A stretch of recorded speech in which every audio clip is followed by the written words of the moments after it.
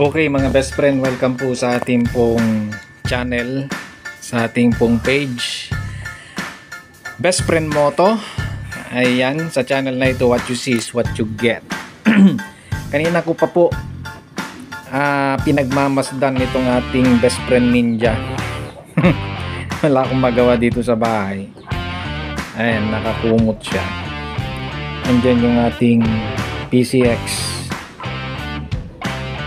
Kasi mga best friend, gusto kong lagyan ito ng actually napipilian ako either frame slider or engine guard, engine crash guard ang ilalagay. Meron ako niyan dalawa, actually yung dalawang yan meron sa akin, frame slider tsaka yung engine crash guard, kaso hindi ko alam kung ano ang ipinali ko na ilalagay. Baka may suggest kayo mga best friend, mag-comment kayo dyan sa comment section kung ano ang may sasuggest nyo na mas mainam na ilalagay, frame slider ba or yung engine crash guard mga best friend.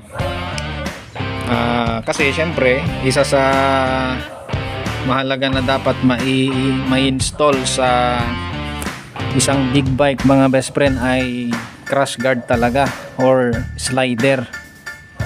Yan ang hindi dapat mawala sa isang motor, sabi na lang natin, di lang big bike, pero most especially dapat big bike talaga may slider kasi mabigat.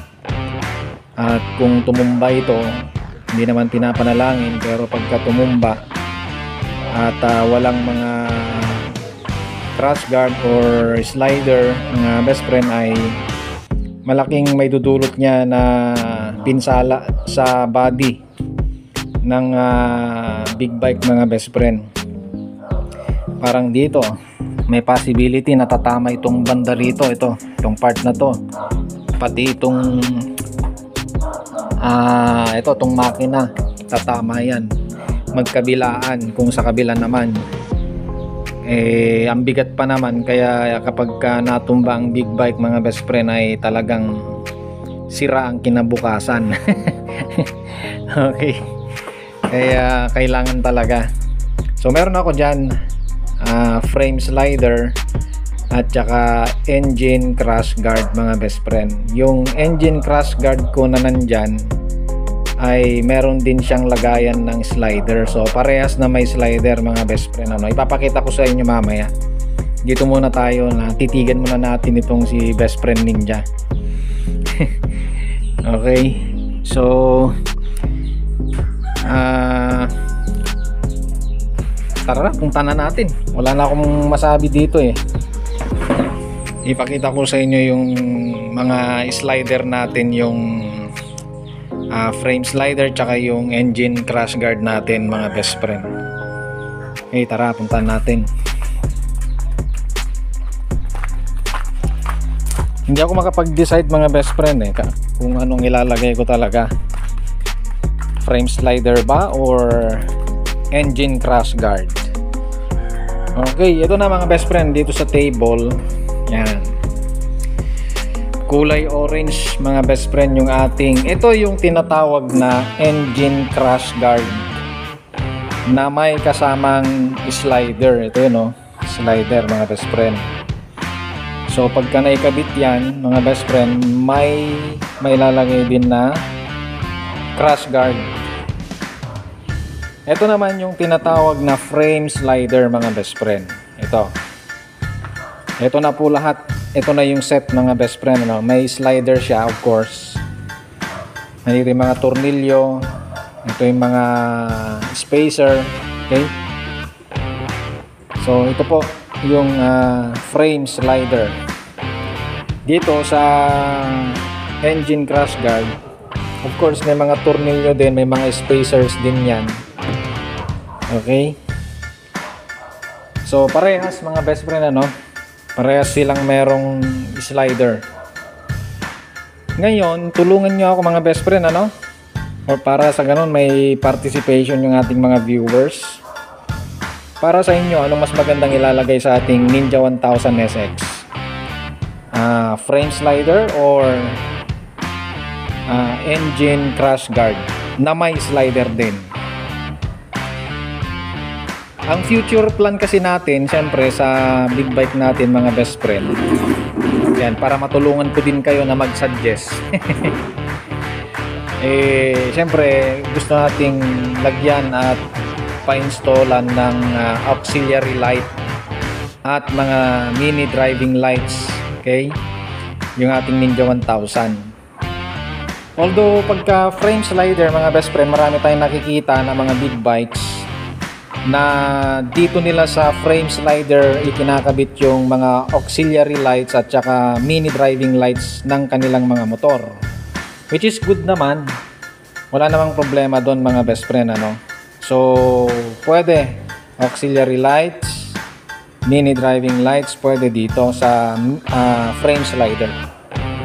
Ngayon dito naman tayo sa engine crash guard mga best friend.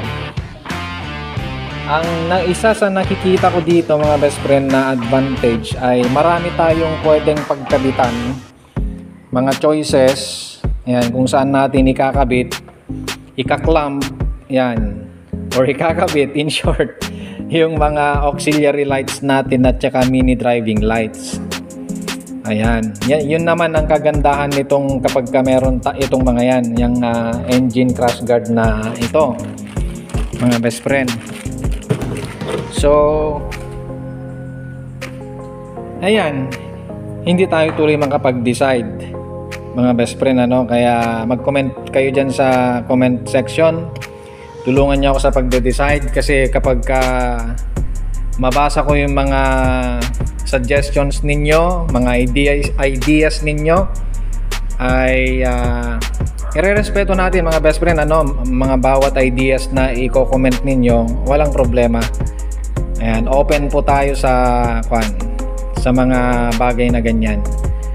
Okay? So, kung ano man yung mananalo sa puso ko base sa mga i-comment ninyo mga best friend, ay yun po yung gagawan natin ng tutorial. Gawan natin yun ng video kung paano natin i-install sa Kawasaki Ninja 1000 SX natin na 2023 model. So i-upload natin yon dun sa ating YouTube channel. May YouTube channel tayo mga best friend, ano, Best Friend Moto pa rin ang pangalan.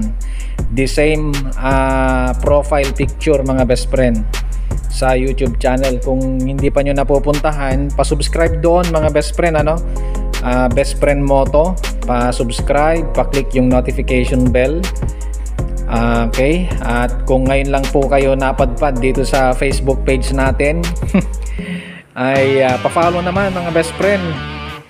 Ayan, tulungan natin na lumago itong community dito po sa Facebook page natin na Best Friend Moto.